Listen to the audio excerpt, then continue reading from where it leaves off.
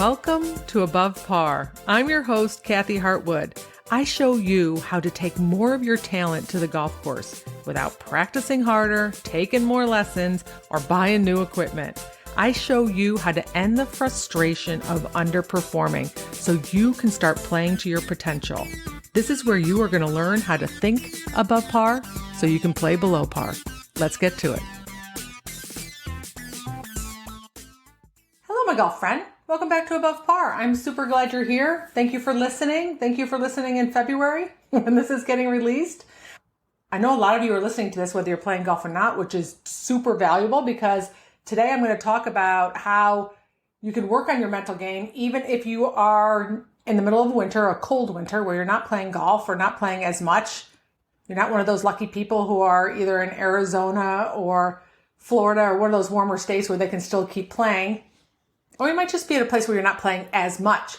You can constantly and consistently work on your mental skills, and I want to talk to you about that today. But first, I want to give a shout out to a new listener who has been introduced to the podcast through his wife. His name is Tim Proud, and he's been binge watching or binge listening to my podcast on road trips, and I'm super proud of you, Tim Proud. Thanks for listening, and a big shout out to your wife for sharing it with you. So I'm happy to have you. And I hope you found lots of value in what I share here on the podcast.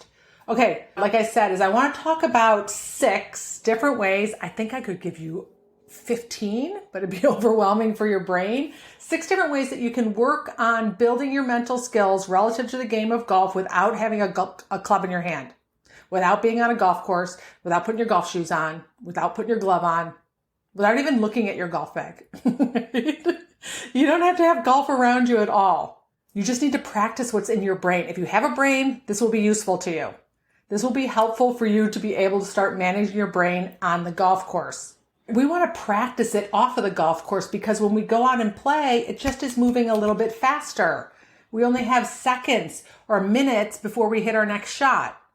When we're off of the golf course, we have all kinds of time to sit around and have a glass of wine and some popcorn and maybe just walk around and try and sort out our brain. We don't have that luxury when we play golf. That's why golf has a tendency to reveal our ability to manage our minds, right? Those things that show up for you on the golf course, that's your work. The things that you struggle with, anger or frustration or anxiety or those worrying about what other people think or perfectionism, that's your work. That's your work off the golf course. It's only going to benefit you off the golf course. You don't suddenly step onto the first tee and your mind turns into a different brain. It doesn't happen. You have one brain. All we've done is change the circumstance. We've changed it to golf and we changed the speed that it happens. And we introduced a lot of elements that freak your brain out. And so therefore it exposes whether you're able to manage your mind or not, right? You can be super successful off of the golf course in your job, in your day-to-day life, handle pressure really well, stress well, not very anxious. And then all of a sudden you go to the golf course, you're like, what the heck is wrong with me? These are mental skills. All right. So I'm going to go through and I'm going to give you 6 today. The first one is start spotting negativity, negative thinking. Negative thoughts create negative emotion and create negative results. They don't feel good and they suck your confidence. And it's a habit. It's just something that we're not aware of. And we just let our brain go into this negative place and we go along for a ride. So what I want you to do is start practicing and noticing negative conversations you have, whether it's about complaining about the weather or things that are going on in your neighborhood or at work. Complaining is also negative, or it's the negative things that you say about yourself. Take a couple days and go on a negative diet, a negativity diet, which means you're going to clean it up. You're going to minimize your negative conversation. You're just going to start being aware of it. At the end of the day, you can sit there and look back at the day and think about how many times you were negative and what you could have done differently, what you might have said differently.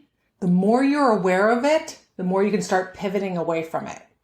Because when you go to the golf course and you start complaining about the conditions and you start beating yourself up with negative conversations, it is going to affect your performance. It's going to affect how much you enjoy the game of golf. It's going to affect the people that you play with.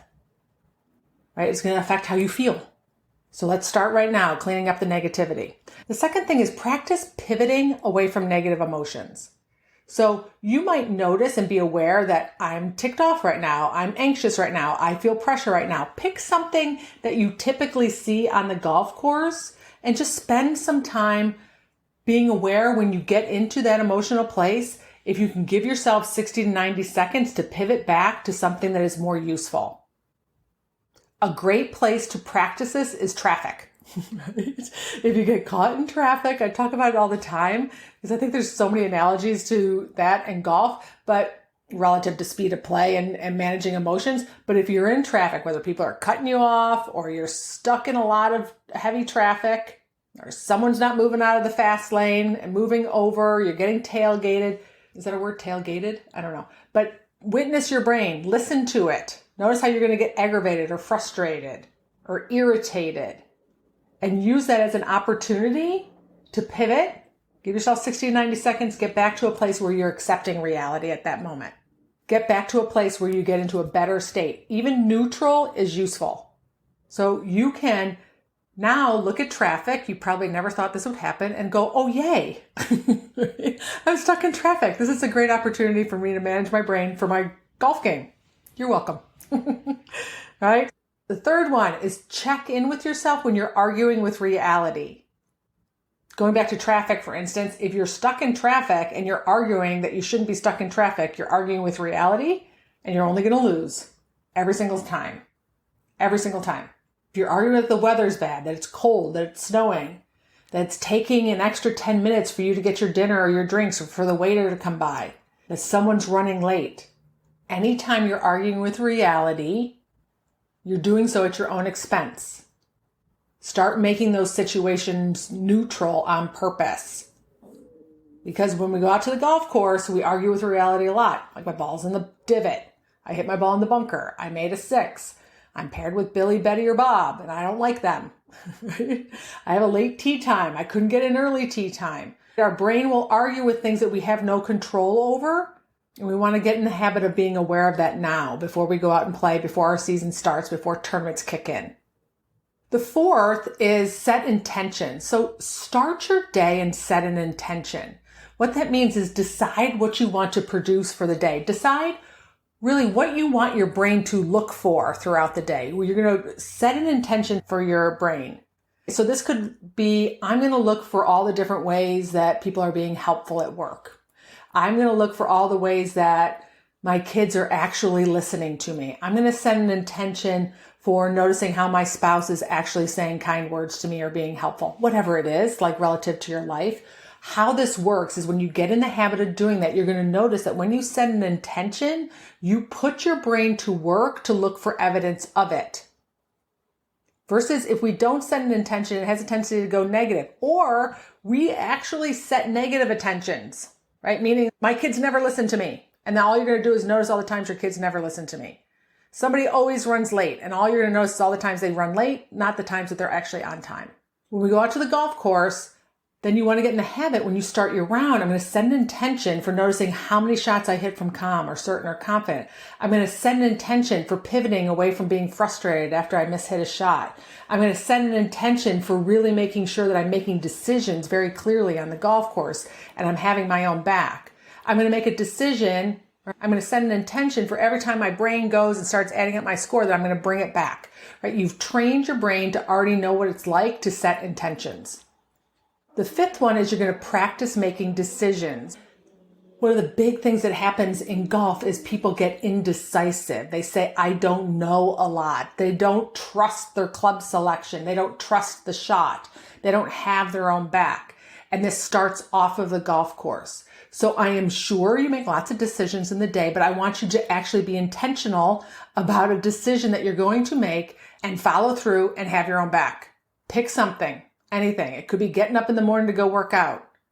It could be deciding on when you're going to eat or when you're going to call somebody. Make a decision. It doesn't have to be huge, but follow through and have your own back whether you do it or not. Just ask yourself why. Why didn't I do it? What came up? What did my brain tell me? Was I uncomfortable? Did I listen to my crappy brain talk me out of it?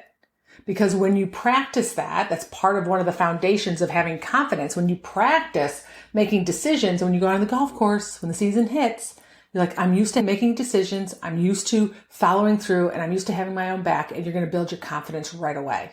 You're going to hit way fewer shots from doubt and uncertainty, which is where we have a tendency to steer it around the golf course, or make tentative swings. All right. And the sixth one is practice some mindfulness. A lot of times our brain scatters and gets into different places. We start thinking about what we're going to have for dinner when we're in the middle of the round. We start thinking about other people, right? We have a hard time staying focused and being present and being aware. So take this as an opportunity to practice something that resonates with you. Meditation, that's a practice of quieting your brain down and getting super self-aware. Yoga, right? Also the same thing, because they practice breathing, which I encourage out on the golf course. I guess we just breathe, but you know what I'm saying. They practice intentional breathing, and there is meditation in there, depending on which kind you do. And practice visualization. Get your brain used to it. The time to start doing these things is not the day before a tournament. Right? I tell people, if you want to start working with me, don't wait until the day before season kicks in. It's like trying to lose 10 pounds the week before you have a wedding that following weekend. The time to lose 10 pounds or 15 pounds was a couple months ago. We're trying to go on a crash diet with our brains. You're not going to gain any traction. You're looking for quick fixes at that moment. Practice now. Visualization is a great place to do that. Some people are really comfortable with it. Other people, their brain, it takes a little bit of time for their brain to evolve. Visualization is one of those things, but your brain doesn't know whether you're actually doing the thing or you're visualizing it. Right? So when you rehearse it in your brain, by visualizing it and picturing the way that you want things to go this golf season, you want the way things to go with your round, or you want to visualize the shot, it's useful for you to do that beforehand so you learn that skill, but also your brain doesn't know if you actually did it or you just visualized it. There's lots of studies on this, and I have a podcast on visualization you can look up as well. Okay, so those are the 6 things that I encourage you to practice right now. Get your brain ready for the season now. Practice those mental skills before your first tournament, before the season opener, before the tournaments kick in. And that way you're going to be so much more prepared when you go on the golf course and things move a little bit faster. There's a lot more elements that freak our brain out, and you're going to have a great foundation for building up some mental skills as well as confidence.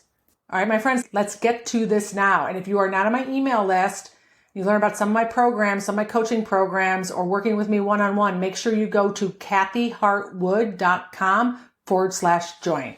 All right, I'll see you there. Have a beautiful week. I'll talk to you next Wednesday. Bye.